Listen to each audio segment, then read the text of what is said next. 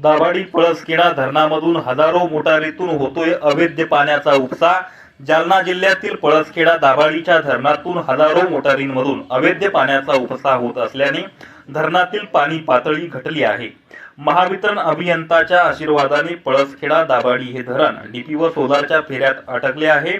दाभाडी येथील पाणी टंचाई दूर व्हावी म्हणून कोट्यावधी रुपये खर्च करून धरण उभारले आहे, मात्र हे धरण बेकायदेशीर डीप्या सोलार यांच्या फेऱ्यामध्ये अडकले आहे। संघर्ष न्यूज चॅनलने धरणाची पाहणी करून महावितरण अभियंताशी संपर्क साधला असता त्यांनी सांगितले की धरणामध्ये जवळपास 50 डीप्या आहेत, परंतु सर्व डीप्या बेकायदेशीर नाहीत। काही डीप्याला परवाना दिलेला आहे असे संघर्ष न्यूज चॅनलशी बोलताना त्यांनी सांगितले। बेकायदेशीर डीप्यांवर कार्यवाही का केली जात नाही असा प्रश्न विचारला असता अभियंता म्हणाला की ग्रामपंचायतने आमच्या कार्यालयास पत्र दिले नाही म्हणून आम्ही कार्यवाही करत नसल्याचे सांगितले।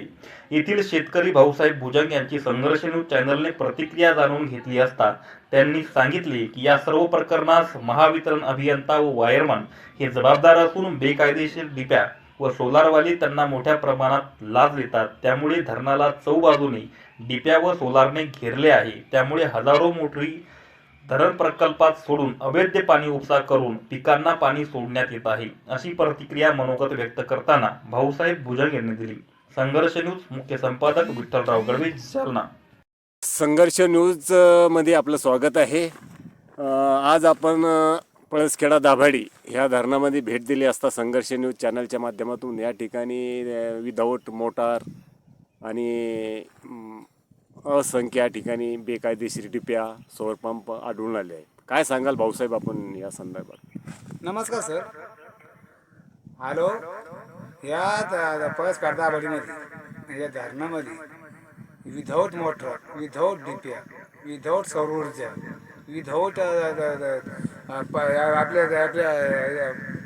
धरणावरून गॅसचे पाईप तुम्हाला काही दिसत नसेल।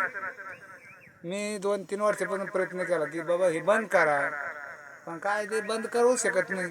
शासनाला मी वेळोवेळी विनंती केली। शासनाला म्हणलं म्हणजे या कर्मचाऱ्याला, तर कर्मचारी काय होते, कर्मचारी असेल तर कर्मचारी ऐकू शकत नाही। लाईनमॅनला म्हणलं, इंजिनियरला म्हणलं, ते काय ऐकू शकत नाही। ते म्हणजे बाबा तुम्हाला काय करायचं करा। मी म्हणलं का 2 वर्षापासून डीपी बंद आहे, तुम्ही डीपी देऊ शकत नाही, तुम्ही म्हणता सौर ऊर्जा भरा, मग डीपी कोणत्या हिशोबाने बोलते, कोणत्या हिशोबाने डीपी बंद बोलते तुम्ही? किती डिप्या आहेत? डिप्या कमीत कमी 5-50 डिप्या असतील। 50 डिप्या। सौर पंप जाळच चौकून चौकून धरणाला पूर्ण चौफेर जाळच। अच्छा। तर तुम्हाला मी शासनाला माझी हात जोडून विनंती की शासन नाही बाप, तुम्ही जर आम्हाला सौर ऊर्जा द्यायचा तर तुम्ही म्हणता काढा जागेवर फोटो की स्पॉटवर फोटो काढा, कोणते संबंध तुम्ही सौर ऊर्जाला याची बी तुम्ही सखोल चौकशी करा। या सखोल चौकशी करून पुन्हा विदाऊट मोटर याची बी चौकशी करा, विदाऊट डिप्या याची चौकशी करा।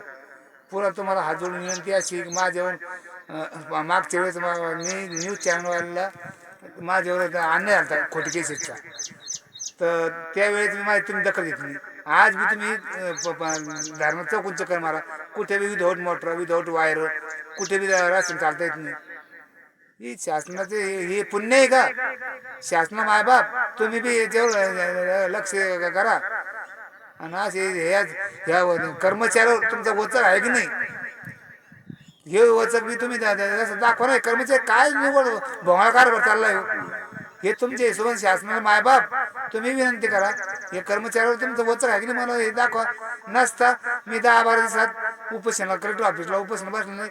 संघर्ष योद्धा मनोज जरांगे पाटील यांच्या कामावर बी टाकलं आणि मी आता उपोषण करणार। याच्या व्यतिरिक्त तुमची विनंती 8-10 दिवसात जर केलं बरं, नाही तर मी उपोषणाला बसणार। ठीक आहे, दिलेलं। धन्यवाद।